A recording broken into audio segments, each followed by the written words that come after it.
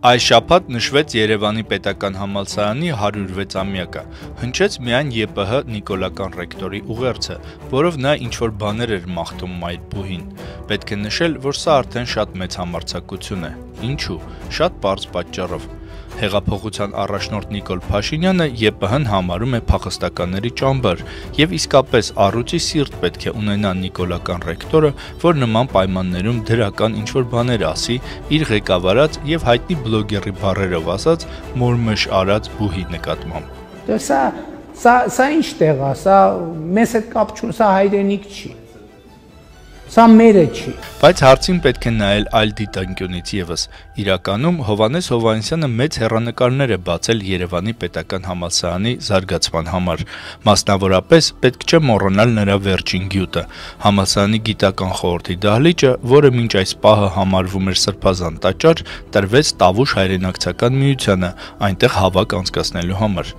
Իհարկե, չար լեզուներն ասում են, որ դահլիճը տալու համար մեծ նշանակություն է ունեցել այն, որ ոչ միայն Փաշինյանն է Տավուշից, այլև կազմակերպության փաստացի ղեկավարը Փաշինյանի քավորն է, բայց չի կարելի կանգ առնել նման փոքրիկ դետալների վրա, որոնք հիմնականում փչացնում են ընդհանուր պատկերը։ Որևէ կապ չեմ տեսնում։ Իսկ ո՞նց եք վերաբերվում ակադեմիական քաղաքականությանը։ Սա իրականում մի իսկական գյուտ է, որը անպայման պետք է զարգացնել ու դնել Երևանի պետական համալսարանի պայծառ ապագայի տեսլականի հիմքում։ Նախ մեկ է, շուտով համալսարանը լուծարվելու է, տեղափոխվելու է ակադեմիական քաղաքի փլատակներ, իսկ նրա տեղում բացվելու է կամ աչաջուր ռեստորան հյուրանոցը, կամ մի որևէ սուպերմարկետի մասնաճյուղ, հետևաբար կարելի է վերջին օգուտները ճզմել, քանի դեռ շենքը կա։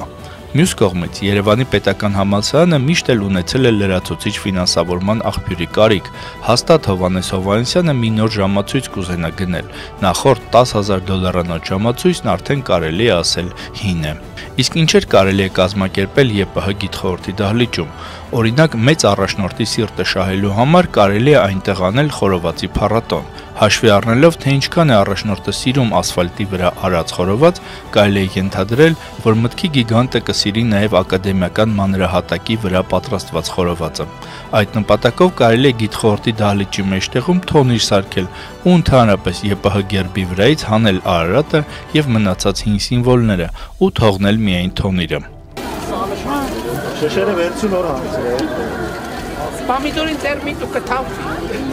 Գիտխորհրդի դահլիճում կարելի է Էրատո ջոկատի զորավարժությունները կազմակերպել։ Կգան գեղեցիկ կանայք, թոնիրը կվառեն եւ գիշերներ շարունակ կպատրաստվեն հայրենիքի պաշտպանությանը։ Հեղափոխության առաջնորդին շատ դուր կգա, եթե գիտխորհրդի դահլիճում անցկացվի երեկակնանի հեծանիվների մրցարշավ, որտեղ առաջնորդն իր անձնական փորձով կկիսվի իր մարմնի մասերը լպստող պրոֆեսորադասախոսական կազմի հետ։ Առաջնորդից թաքուն գիտխորհրդի դահլիճում կարելի է կազմակերպել մեծ նկարիչ Աշոտիկի նկարների ցուցահանդեսը, բայց պայմանով, որ Հովհաննես Հովհաննիսյանը հետո ասի, թե ինքը խաբար չի եղել։ Չեմ կարող ասել, ես ներսում չեմ եղել։ Եվ ի վերջո ԵՊՀ գիտխորհրդի դահլիճը շատ հարմար վայր է համբալների համահայկական առաջնություն կամ վարչապետի գավաթ կազմակերպելու համար։ Ակնհայտ է, որ մասնակիցների մի հսկայական բանակ կհավաքվի։ Ամեն դեպքում պետք է շնորհավորել մայրբուհի 106-ամյակը եւ ասել, որ ինքն ավելիին էր արժանի։ Գևորգ Էմինտերյան, Օրագիր Նյուզ։